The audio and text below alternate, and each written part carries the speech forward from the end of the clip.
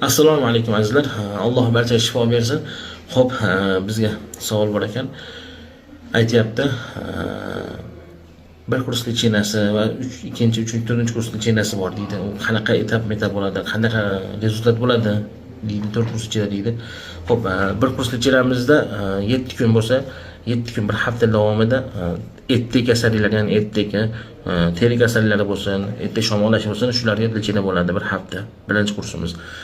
Ikkinchi kursimiz qonli kasallik, ya'ni qon ham shamollaydi. Qon shamollashiga, qonda infeksiya, bakteriya bo'lsa, viruslar bo'lsa, shunga ham foydasi bor. Ikkinchi kurs lichenamiz qonli kasalliklarga foydasi bor. Xo'p, uchinchi kurs lichenamiz suyak, ya'ni suvakda yemirilish bo'lyapti ko'pchilikda. Yemirilishini oldini olish kerak. Qalsiy yetishmovchiligi bo'lsa, mo'rtlashgan suvaklari bo'lsa, shunga ham foydasi bor. Uchinchi kurs shunga foydasi bor. Suyak o'lgan kasallik chiqarib beradi. Et, qon, suyak.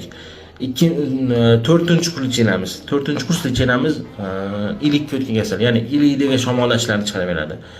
Ilikda bilmaymizki, biz bilmagan kasalliklar bor. Har kasalliklarni davolab beradi va oldini oladi. Va bu asrlarning zahri shunaqaki, effekti bu qonni suyultiradi, qon aylanishini yaxshilaydi va immunitet tizimini tiklab beradi. Va qarabsizki, kasallik o'zini davolaydi. Shu biz sistemamiz. Alloh barchaga shifo bersin. Kelinglar 100% tabiiy davo topinglar.